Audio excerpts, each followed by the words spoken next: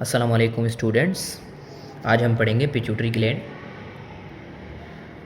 I will try to cover the whole topic in one video but not possible. We will try to do it in another part. So सबसे पहले हमारे पास है कि pituitary gland, उसका दूसरा नाम है हाइपोफाइसिस सेरिब्राई। इसे हाइपोफाइसिस सेरिब्राई पिट्यूटरी ग्लैंड एक ही बात है। इसकी लोकेशन अगर हम देखें तो इसकी लोकेशन है स्फिनॉइड बोन का सेला टर्शिका, जो कि एक डिप्रेशन होती है, एक कैविटी होती है, सेला टर्शिका या फिर पिट्यूटरी फोसा या फिर हाइपोफाइजियल फोसा। ठीक है, तो इसे वो कहेंगे। ठीक है, उसके अंदर इसकी लोकेशन होगी। ये हो गई लोकेशन, इसकी सिचुएशन। अब आ जाते हैं, इसे मास्टर ग्लैंड क्यों कहा जाता है। मास्टर ग्लैंड इसलिए कहा जाता है कि इससे जो केमिकल्स हार्मोन्स रिलीज़ होते हैं, ठीक है, वो दूसरे जो एंडोक्राइन ग्लैंड्स हैं बॉडी में, उनको भी कंट्रोल कर रहे होते हैं, उनकी भी सिक्रीशन को कंट्रोल कर रहे होते हैं, इसीलिए इसे मास्टर ग्लैंड कहते हैं। तो दो बातें हो गई, एक हमने सिचुएशन पढ़ ली, एक हमने इसे मास्टर ग्लैंड क्यों कहते हैं ये कर ली। ठीक है, अब आ जाते हैं इसकी शेप पे। शेप इसकी है ओवल शेप, इसकी साइज़ है पी साइज़, और अगर इसका एक्चुअल मेजरमेंट देखें तो एंटीरो पोस्टीरियरली 8 मिलीमीटर होता है। ठीक है, और ट्रांसवर्सली देखें, ठीक है, तो ये हमारे पास होगा 12 मिलीमीटर। इसका वेट है 500 मिलीग्राम, बीडी में लिखा हुआ है, लेकिन बहुत सी बुक में आपको इसका 1 ग्राम भी लिखेगा, तो आप रेंज बता सकते हैं 0.5 ग्राम टू 1 ग्राम। रिलेशंस पे आ जाते हैं। रिलेशंस के लिए मैं एक दूसरी डायग्राम दिखाऊंगा रिलेशंस के लिए, और बाद में आपको रिलेशंस का एक चिप बनाइए, उसका आप स्क्रीनशॉट ले सकते हैं। ठीक है, सबसे पहले हम सुपीरियर रिलेशन देख लेते हैं। ठीक है, दो डिफरेंट डायग्राम यूज़ करूंगा। ठीक है, सुपीरियर रिलेशन देख लेते हैं। सुपीरियर में आपको डायफ्रामा सेली मिलेगी। क्या मिलेगी? डायफ्रामा सेली। ये आप देखें, ये पिट्यूटरी ग्लैंड है। ठीक है, ये एक पिट्यूटरी ग्लैंड है। ठीक है, ये आपका एक पिट्यूटरी ग्लैंड है। ठीक है, अब ये जो है ये सेला टर्शिका है, ये जो कैविटी है, ठीक है, इसके अंदर ये पिट्यूटरी ग्लैंड लाया कर रहा है, तो ये सेला टर्शिका है, found by the sphenoid bone. ठीक है, अब इसके हम रिलेशंस देख लेते हैं। देखें, ये लैटरली आपको क्या दिख रहा है, ये आपको मिल रहा है केवर्नस साइनसिस। ठीक है, केवर्नस साइनसिस। पोस्टीरियरली देखें तो आपको इंटर केवर्नस साइनस दिखेगा। ठीक है, मैं इसको जूम कर लेता हूँ। ठीक है, अब देखें, ये आपको है केवर्नस साइनस और ये आपको देखेंगे इंटर केवर्नस साइनस। ठीक है, तो लैटरल रिलेशन हो गया। पोस्टीरियर रिलेशन, पोस्टीरियर रिलेशन में इंटर केवर्नस साइनस के अलावा आपको पीछे बेजलार आर्टरी भी जाती हुई दिखेगी और आपको पोन्स भी मिलेगा। ठीक है, अब आ जाते हैं, पोस्टीरियर हो गया, लेटरल हो गया। ठीक है, एंटीरियर रिलेशन पे। ठीक है, एंटीरियरली आपको स्फिनॉइडल साइनस मिलेगा। ये पोस्टीरियरली भी इन्फीरियरली भी हमारे पास इन्फीरियर जा रहा है, आपको स्फिनॉइडल एयर साइनस मिल रहे हैं। ठीक है, लेकिन आपको एंटीरियरली भी मिलेगी, इसकी एक्सटेंशन आगे भी होते हैं, तो एंटीरियरली स्फिनॉइडल साइनस भी मिलेगा और इन्फीरियरली भी आपको स्फिनॉइडल साइनस मिलेगा। अब एक रिलेशन ले गया, वो हो गया सुपीरियरली रह गया। सुपीरियरली आपको क्या मिलेगा? सुपीरियरली आपको सबसे पहले आपने देखा क्या मिला? डायफ्राग्मा सेली मिला। डायफ्रामा सेली, डायफ्रामा सेली कोई पूछे क्या है आप बताएं। इट इज़ द डायफ्राग्मा सेली इज़ अ ड्यूरामेटर। ठीक है, क्या है actually? It is the dura mater की शीट है। ठीक है, dura mater, thin sheet of dura mater is known as diaphragma sellae. ठीक, अब आ जाते हैं, और क्या मिलेगा? ये आपको ऑप्टिक ट्रैक्ट दिख रहे हैं। ठीक है, ये ऑप्टिक ट्रैक्ट आगे जाके इनके जो नेज़ल फाइबर हैं, ठीक है, वो आप आपस में क्या करेंगे, ये सॉरी, इससे पहले यहाँ पर आपको ऑप्टिक क्याज़म मिलेगा। ठीक है, ये ऑप्टिक ट्रैक्ट बन चुका है, तो यहाँ पर आपको उसके नेज़ल फाइबर जो हैं हमारे आई के, वो हमारे क्रिस क्रॉस करेंगे ऑप्टिक क्याज़म वाली लोकेशन पे। ठीक है, अब मैं थोड़ा सा लुक दे देता हूँ। ये आपकी राइट आई, ये लेफ्ट आई, ठीक है, सपोज कर लें। ठीक है, ये आपके टेम्पोरल फाइबर्स हैं।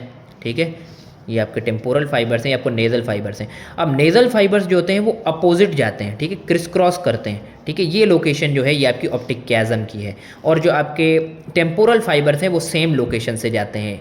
यानी आपका जो ऑप्टिक ट्रैक्ट बना, ये आपका ऑप्टिक ट्रैक्ट है।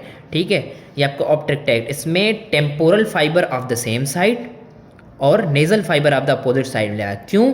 क्योंकि नेज़ल फाइबर ने आपका यहाँ पर क्रॉस कर लिया है ऑप्टिक क्याज़म वाली लोकेशन पे। ठीक है, तो ऑप्टिक क्याज़म जो होता है वो anterior and superior to pituitary gland आपको मिलेगा। ये एक रफ से स्केच था। ठीक है, बाकी आप आई में पढ़ेंगे।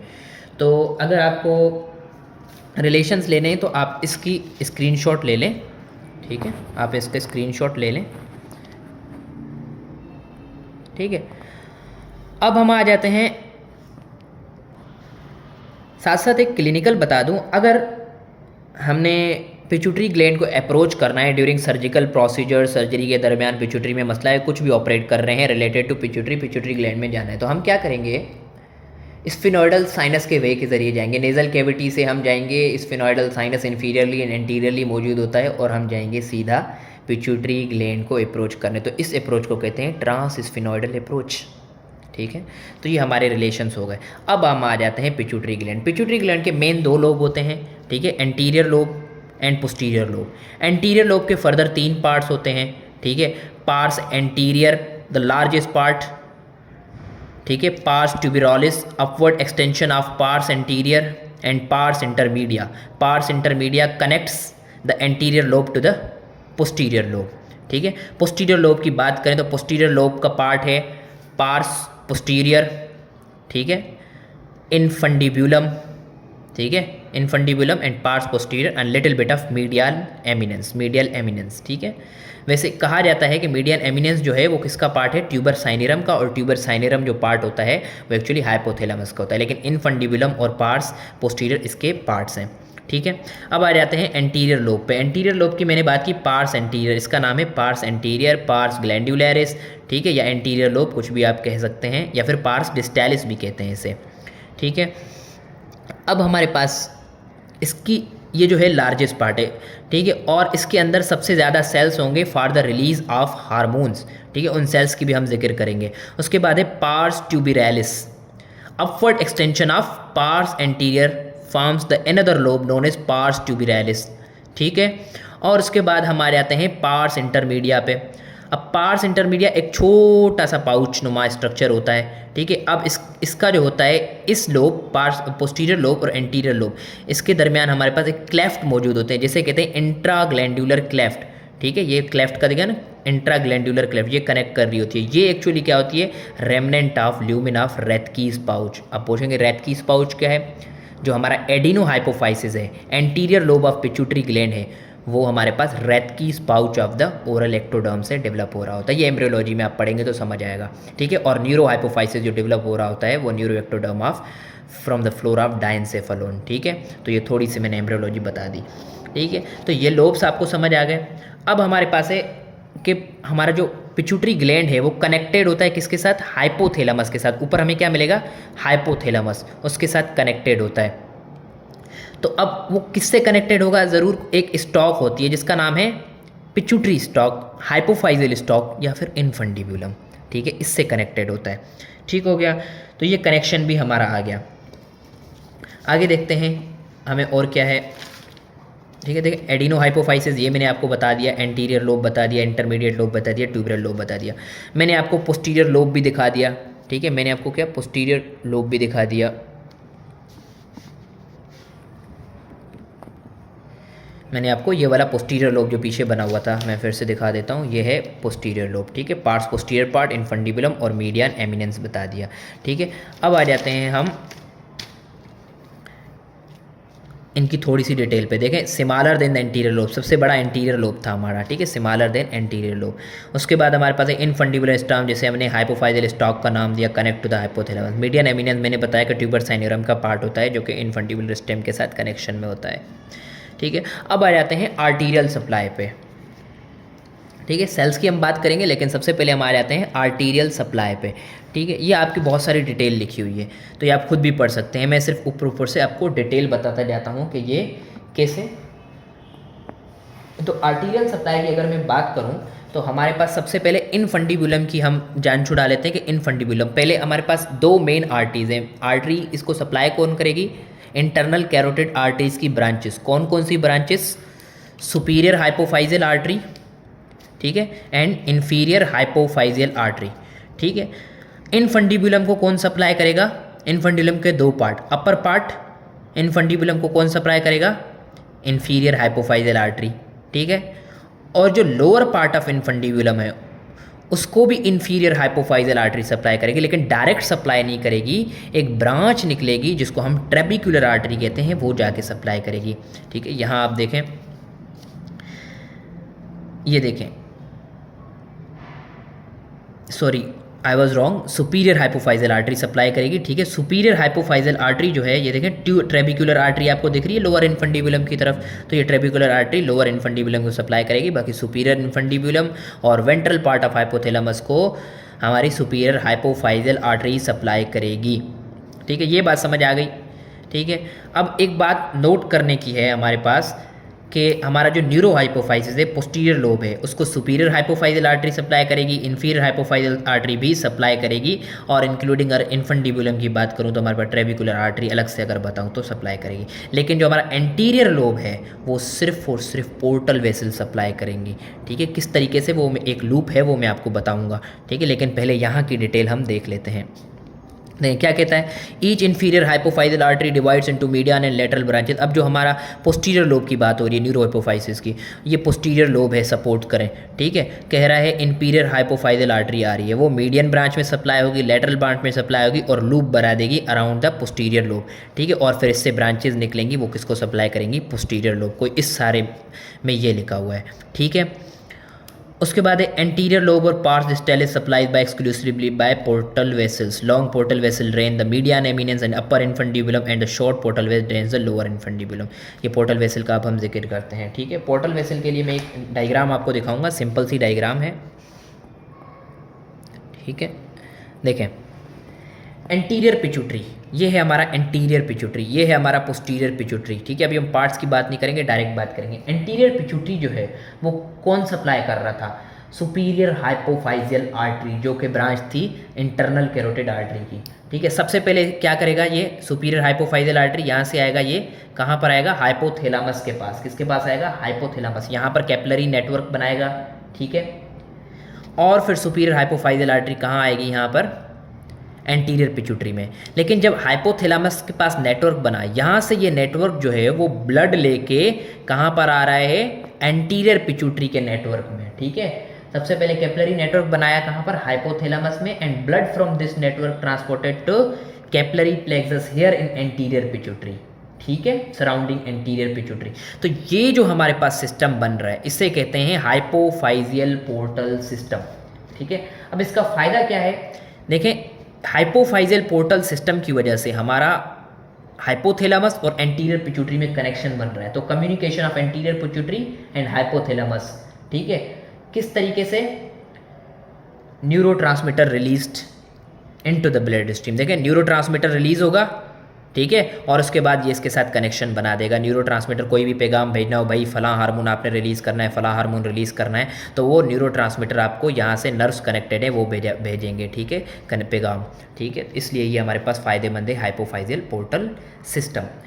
अब आ जाते हैं पोस्टीरियर पिट्यूटरी की तरफ। तो पोस्टीरियर पिट्यूटरी में हमारे पास ये इनफंडिब्यूलम है, ठीक है, और पोस्टीरियर पिट्यूटरी है, ठीक है। अब इसको कौन सप्लाई करेगा वो हम बता चुके हैं, सुपीरियर हाइपोफाइजियल आर्टरी भी सप्लाई करेगी, इन्फीरियर हाइपोफाइजियल आर्टरी भी सप्लाई करेगी, और ट्रेबिकुलर आर्टरी और इनफंडिबुलर आर्टरी जिसे कहते हैं वो भी सप्लाई करेगी। तो ये आपको मेरे ख्याल में पोर्टल वेसल वाला बात समझ आ गया होगा। यही चीज़ यहाँ पर बहुत मुश्किल वर्ड्स में लिखी है, ईजी कर ली मैंने, ठीक है। तो लॉन्ग पोर्टल वेसल किसे सप्लाई करेंगी, फिर ये पोर्टल वेसल्स हैं, फिर उनको डिवाइड किया हुआ है, किसे सप्लाई करेंगी, median eminence and upper infundibulum, और short portal vessels lower infundibulum को सप्लाई करेंगे। वेनस ड्रेनेज पे आ जाते हैं। तो वेनस ड्रेनेज कैसे पास करेंगे, शॉर्ट वेन्स वहीं से ही देखें, ये निकल रही हैं शॉर्ट वेन्स, यहाँ से निकल रही और यहाँ से कहाँ जाएंगी, ड्यूरल वेनस साइनस। पीछे था ना इंटर केवर्नस साइनस, साइड में केवर्नस साइनस, और भी बहुत सारे साइनस होते, तो उन साइनस में जाके इंटरनल जगुलर वेन में जाएगी, ठीक है, और फिर इस तरीके से ड्रेनेज होगी। अब हमारा जो हार्मोन्स रिलीज़ हो रहे हैं, ठीक है, एंडोक्राइन हार्मोन्स हैं, तो डायरेक्टली डक्टलेस ग्लैंड्स हैं, ठीक है, ये तो कोई डक्ट इनकी अलग से तो है नहीं, तो ये ब्लड में रिलीज़ करेंगे, और ब्लड कौन से में, वेनस ब्लड में रिलीज़ करेंगे, ठीक है, और वेनस ब्लड लेके टारगेट सेल के पास जाएगा। तो ये बात याद रखनी है कि वेनस ब्लड में जाएगा ये। अब आ जाते हैं कि कौन कौन से सेल्स हैं यहाँ पर, कौन कौन से हार्मोन्स रिलीज़ हो रहे हैं, ठीक है।